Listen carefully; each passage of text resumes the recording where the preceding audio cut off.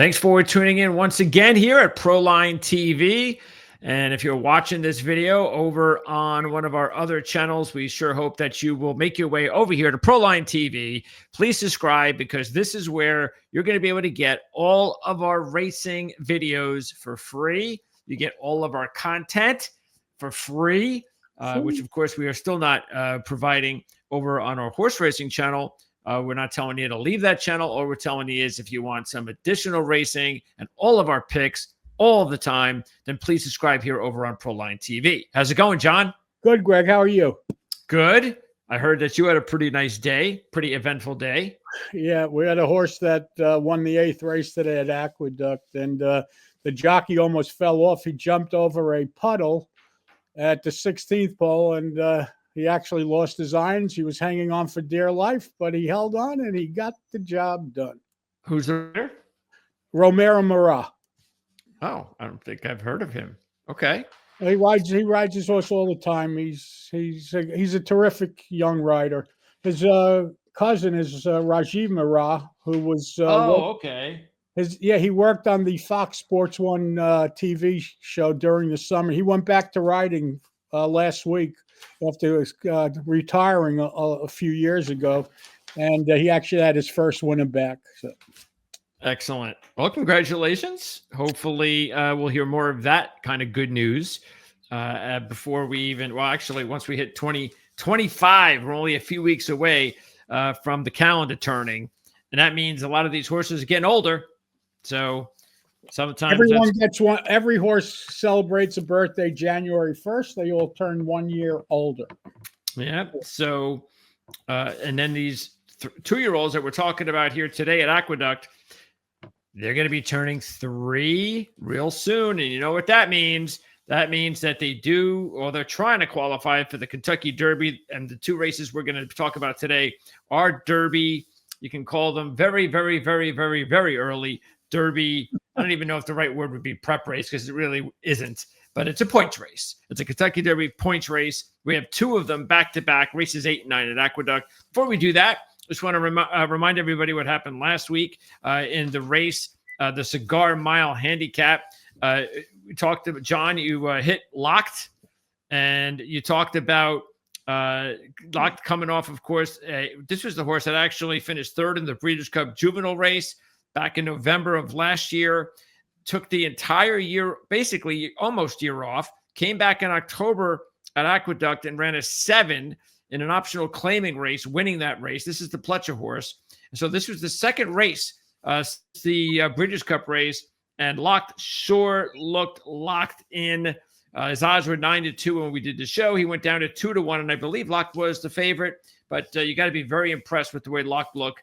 And this is going to be a horse to contend with next year. Yeah, the good news is they're not retiring him like they do to a lot of these other horses, and they keep him around. By the way, I'm giving you a number. Oh, he ran another 7. Okay, so he paired up 7. Okay. And so that's a horse that we will definitely remember and hopefully be able to talk about again next year. By the way, in the free pick race, and this is what we're saying. This is why you can subscribe over here at Proline TV or of course, if you want, you could still become a Patreon member, but why not just subscribe for free over at here at Proline TV? This is where you get the free pick. And the free pick last week was race number, it was race number 10. And John, you hit the exacta. It was a $55 exacta, correct? Yes, sir. And that was a nice one. So our key horse ran second with one of our hookups. So people can't complain about last week. No, not at all. A couple of winners. And obviously, you only get 2 winners from last week if you subscribe here over on Proline TV. Okay, so we do have a free pick coming up a little bit later on. Once again, at Proline TV. It'll be one of the races here at Aqueduct. But first of all, we're going to get into the races that are available here to everybody on YouTube. And that is going to be races 8 and 9. We're going to start with race 8, John. And they're both, again, 2-year-old races. So what is this New York Stallion Stakes deal? It's a program where if you're bred in New York and you're a New York bred, you get to run in they have a couple of these races a year. They're crazy purses, 500,000. honestly, most of these horses in the race, there are a couple of good ones. But again, they're New York breds. I don't think this is points for the Derby and the Oaks, by the way. I'm not sure, Oh, but I don't think so. I think it's just you're getting $500,000 because you were bred in New York. So that's what it's about. wow, that's pretty generous. Yeah. They're I trying to mean, encourage people to buy horses. And when if you buy a New York bred and you get to run in a $500,000 race, well, you get your money out in plus because these horses, for the most part, weren't purchased for anything, any kind of money like that. okay, well, we're definitely going to talk more about these prep races as we get closer, of course, to the Derby. But we're just going to remind everybody as well on a weekly basis if there's any news or if there are any horses that are making news, so we can keep you up to date. Because we're going to also, even though we didn't go to Gulfstream with our races, we're going to start to hit the Gulfstream cards again real soon. Because that's the Gulfstream really starts. This is their winter meet, their championship meet. It started on Thanksgiving, and the horses are starting to ship down there now, and it's going to really get going the next couple of weeks, the next month or so. And as they start to run the stake races, well, we do stake races for the most part on the show. So I'm sure we'll be hitting Gulfstream, Oaklawn, a lot of places. Santa Anita reopens the day after Christmas, and that's a huge day. They have, I think, 4 or 5 stake races, including the Malibu and horses shipping in from all over the country for that day. So that's a big day. Maybe we'll figure something out and do that, maybe do that day. Instead of, it doesn't have to be a Saturday. No. I don't know what day the first day after Christmas is, but if you look on the calendar, you can let me know. Maybe we'll do a special Santa Anita show. That is the 26th. It's a Thursday. Okay, so maybe we'll do a show like on Tuesday or Wednesday of that. Well, Wednesday's Christmas, but I guess we could still do the show. It's up to you. Yeah, I mean, Whatever. I don't want to say anything bad about us, but what's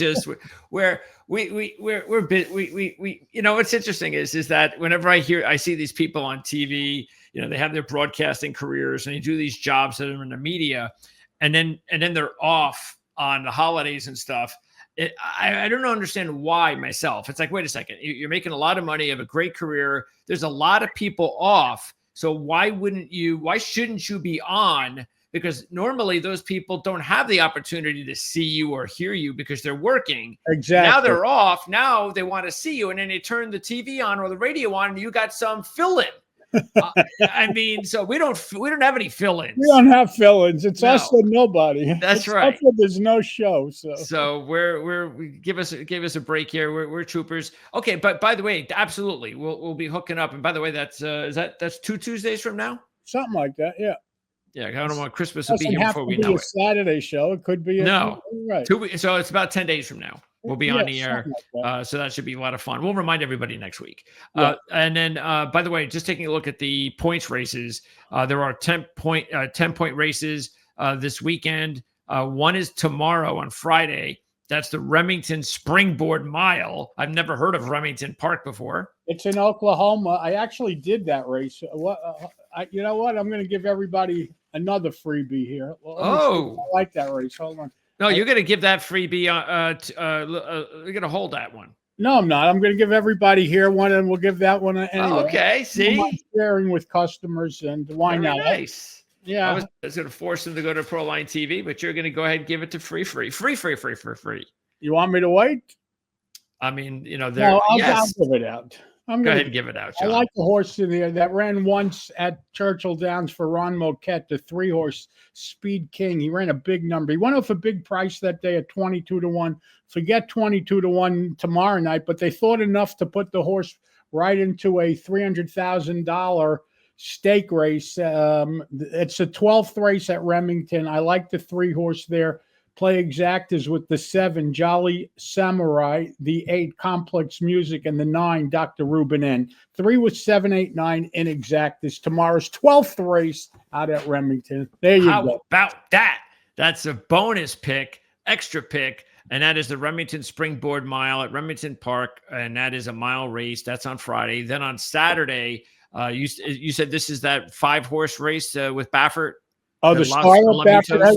Baffert has 3 of them in, and 3 of the 5 in. So. 3 out of the 5, and that's by the way. A couple of weeks ago, there was a 5-horse field. If you remember, at Del Mar, Baffert had 4 of the horses in the race, and the Tim Yakteen horse won. So it does happen, but no selection there. Sorry. Wow, that's pretty funny. So there you go. And then next week, by the way, there's only one more points race this year after that one, and that is the December 21st at the fairgrounds, the Gun Runner. So that's a 10-point race, and then that's it for 2024. So again, I'm going to keep everybody up to date here on our show about all of these points races as we follow the Derby Trail. Okay, so let's go ahead and get into this race here. Race number 8. Again, these are 2-year-olds, so they don't have a whole lot of experience, not a lot of activity, but still we'll go with it. The morning line favorites here are the 5 and the 2. Bold Fortune, a 5-2 shot coming off a 9 in his last race. Actually, he's gone pretty much almost wire to wire his last 2 races. And then the 2, Sacrosanct, is a 9-5 shot with Brad Cox training. Actually, both of these horses have done a lot of wire-to-wire racing, so it could be a speed duel from the beginning to the end between the number 2 and the number 5, John. Well, I don't know if there'll be a speed duel, but we'll see. Well, we hope so, I guess. Maybe there'll be a price race. The 5-horse ran a 9 last time out, which was a 6-point new top. It was also run at Finger Lakes, which is a speed favoring track. The day he won, that track was a conveyor belt for the most part. I remember that day. I bet that race. I don't particularly like this horse off the 9. And Sacrosanct, the problem with this horse is that numbers-wise, 15, 14, 14, which, is okay. It's not like he really showed any improvement. The problem is that the horse won all 3 races, and he won all 3 races by whatever he wanted. So maybe this horse runs what he has to run to win, but he's going to be no value. To me, there's a good bet in the race. And I would take a shot with the 7, Man in France. Now, the thing about Man in France, number 7, first of all, he's 5-1. Second of all, he ran very well first time out. He ran that 11 first. Oh, yeah, that's very impressive. Yeah, he ran an 11. No one else has it. The 2 never ran an 11. The 2 ran 14s. Sacrosanct. Correct. So why do I want to bet him? So he bounced off the 11 to the 15 last time out. I'm hoping, and I would expect a forward move. And at 5-1, I'm willing to take a chance, and this will be my top selection in the race. No question about it. Brad Cox is on fire. Every horse he sends out runs well. This horse is 3 for 3 and the horse to beat. But I'm looking at figures, and I like the number 7, Man in Finance, to upset and win. I would play exactas with the 2. Oh, you're going into the exactas too. Okay, go ahead. Everything. 7 with the 2, 5, and 10. 7, that's Man in Finance with Sacrosanct, Bold Fortune, and the 10, soon to be King. 7 with the 2, 5, 10. Obviously, you could reverse them as well. All right. So the horses not considered the 2 morning line favorites you're throwing in there.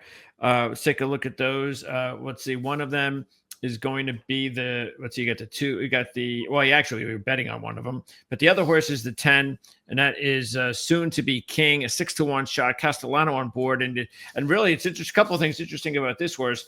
It looks like he's the most experienced horse in the field. He actually has raced a bit.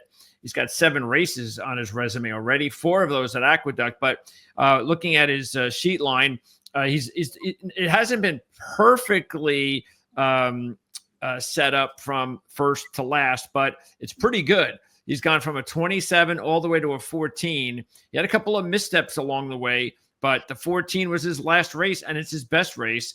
And he's also run 4 straight in the money. So I can understand why this horse is. By the way, the misstep isn't such a misstep because that race was a mile. But if you just take a sprint races, like you pointed out, he's actually improved with each and every start. So, and he's 6-1. All right. Let's see if I see anything else in here that let's see. By the way, what is this? Why would this 3 horse even be in this race? Because he's a New York bred. They're running for $500,000. Anything could happen in any race. I mean, the trainer is 0%. The jockey is 2%. By the way, the trainer does a terrific job. He's there. He's a finger leg shipper for the most part, but he has horses here. Yeah, I mean, he's only got 15 starts, so. Well, but the meet just started 2 weeks ago. Yeah. And before you knock the trainer, this is my trainer. He's No, trained. I'm just going over the percentages. He trained Mama's Gold today, Jimmy Ferrara. So, all right. there you go. So he's no longer 0%. Yeah, exactly. And be nice to him. He won a race for me today. And Katie Davis, was she on board? No. Katie Davis is 2%, 1 win out of 48. So that combination, that it would scare me away. And the horse has never won a race either. Anyway, like you said, anything can happen. Meanwhile, let's see. The other horse that I wanted to point out would only be the 8, I guess. Buddha. And Buddha coming off of 16. The line is better each race. I guess you can expect a little bit of a bounce, though, because that's a 6-point new top. But the horse has improved each race, and it's 20-1. And again, we're only looking maybe for a try or an exacta. So the 8 would be the other horse that I would maybe consider for exotics. But there you go. That is race number 8 at Aqueduct. By the way, that Buddha ran that 16, and he ran it at Finger Lakes. By the way, he was in the same race that Bold Fortune ran the 9. So just like Bold Fortune ran the new big top, this horse was in that race. So it may have been a suck-up number, where he was just in the race, and they dragged him around the track for the most part. That horse doesn't have much of a chance. But I don't want to talk you off any. Oh no, I mean, I'm not putting money. I'm just trying to teach to help. By the way, speaking of teach, what about 2-year-old handicapping? It must be very difficult compared because you don't have a lot of race experience to go on. I hate those races. Those are if I had a choice, I would never bet a 2-year-old race. First of all, most of them, nothing about. They all start off as first-time starters. So really, who has the advantage? The clockers have the advantage. There are things you could use as tools. You could look up breeding, look up how their relatives did. A lot of horses do what their relatives did, and it's very difficult to handle. You got to watch the board. You got to see who's taking money, because the money a lot of times is right. And horses, you've been doing this long enough to see yourself where a horse will go 21 first out, and then in his second start run a 15 or 16. Yeah. So, they just naturally get better with racing. Sure. Not every trainer squeezes them early. You have to know the trainers. A lot of trainers take their time and let horses work their way. Like Mott, for example, doesn't win a lot first out. His horses a lot of times do better second out. Chad Brett, like other trainers, Wesley Ward loves to win first out. When he sends out a horse first time, a lot of times they run their best runner, their best race. So you have to know the trainers. You have to know intention. You got to read workouts. 2-year-old racing is the most difficult racing for the most part. And when there's a superstar like a Baffert horse, they pay $3.80. Yeah. So who the hell needs it anyway? Yeah.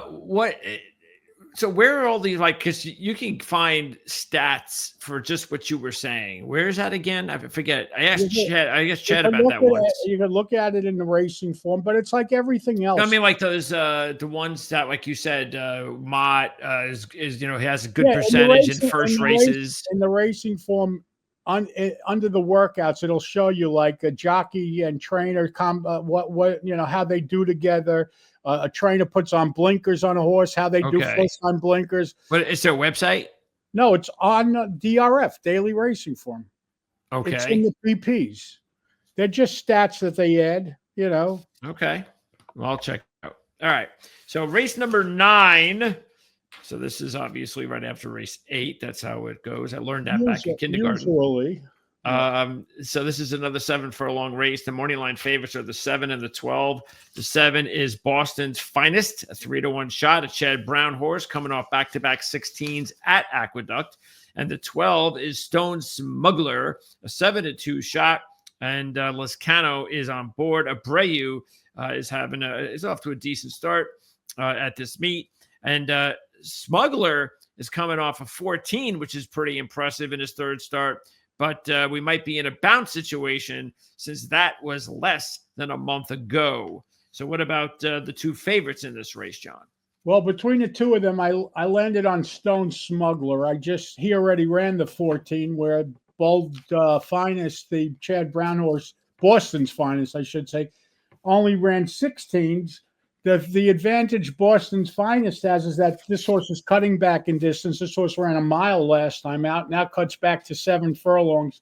But I think the 7 will be a lot shorter price than the 12 horse. And does that have anything to do with the position, or is basically Chad Brown? No, it's basically Chad Brown, and the horse, for the most part, hasn't done anything wrong. They're close. But the advantage that the 12 horse has, Stone Smuggler, and the reason she was my top pick is because she already ran the 14.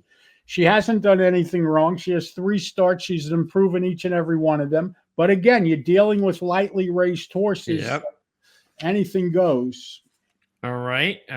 So taking a look at this field, the 1 is coming off of 14. Are we expecting a bounce from Bam's Bliss Kiss? That's a 6-point new top. The barn's doing well. They're off to a good start. I think they have 4 or 5 wins at this meet already. I'm including the horse because she's listed at 8-1 on the morning line, so she'll probably go off longer than that. If you look at the odds that she's gone off, she went off 27-1 last time. Excuse me, 10-1 and 8-1 before that. So she never really gets bet. Why would she get bet Saturday? Yeah, it's interesting because not only is the 1, not only is your 12 coming off of 14, but the 1's coming off of 14.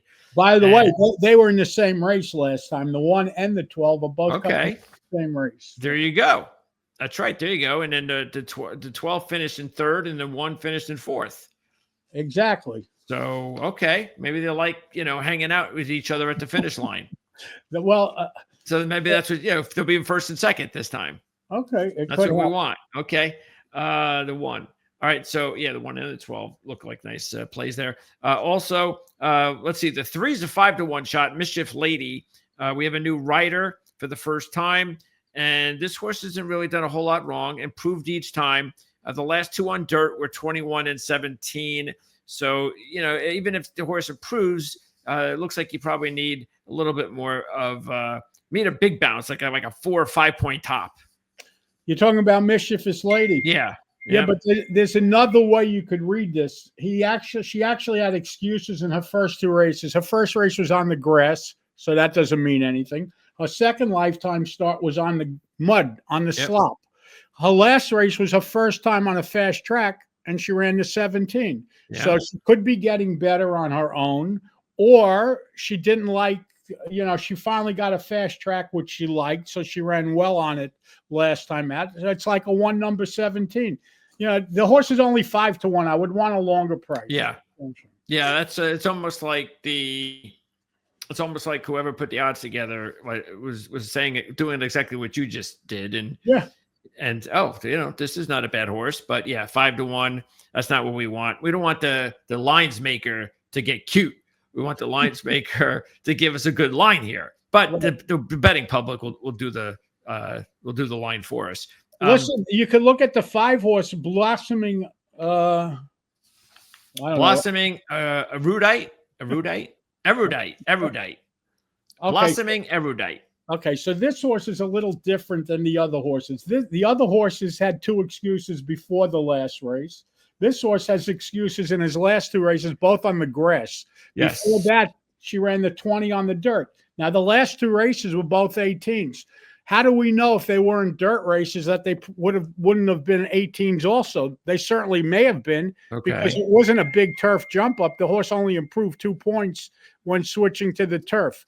I'm just saying, I'm just pointing out horses that could improve at big prices, getting to try a super somewhere in the bottom. That's all right. And then the 8's an 8-1 shot after only racing once and running a 21. Yeah. And now how do we know what she's going to do? We don't know anything. That's the whole point of betting 2-year-olds. You don't know anything. One race, and it was a 21. And she won. She won with the 21. She didn't take any money that day, so the board didn't tip you off. I have no clue of what she's going to do. The 9, look at this 9, baby. We've got that trainer, the hot trainer there, Chad Summers, who's riding at 29%. Yeah. He's only been in 7 races, but he's got 2 wins out of 7. Katie Davis, not so hot, just 2% so far in the meet. But so far, so good. 19 and then 17.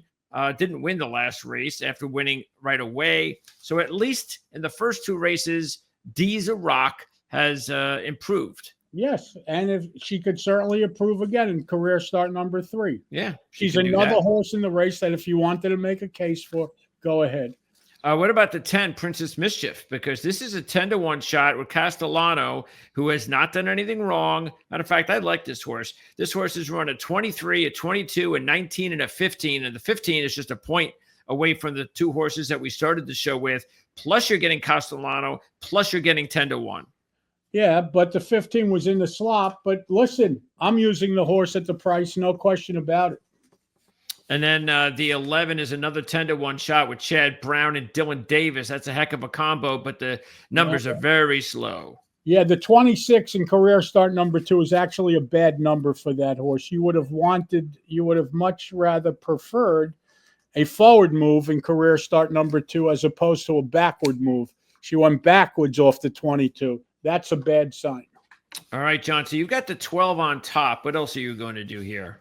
I'm going to use them in exactas with the 1, Bam's Bliss Kiss, the 5, Blossoming Erudite, and the 10, Princess Mischief. 12 with the 1, 5, and 10. All right. Then I'm going to do the 10. That'll be my top choice, Princess Mischief. And you've got the 1, so I'm not going to do the 1. Instead, I'm going to do the 3, the 9, and the 12. 10 with 3, 9, 12? Yep. And you've got 12 over 1, 5, 10. John also went with 7 over 2, 5, 10 in race number 8. So John has a double, an 8-9 double of 7, 12. And don't forget the free pick to Remington. What is it? Spring something mile. The 12th race at Remington, 3 with 7, 8, 9. And that's it for our free coverage. By the way, the Remington race is Friday night. The other races are Saturday. Just pointing it out. And that's it for our free coverage here on Horsepower PSN. But you don't have to worry because we're headed to another channel and it's free. Proline TV. Go there, subscribe. I'm not sure what you're waiting for. Anyway, we're going to go ahead and step out now for you fellas over on Horsepower PSN.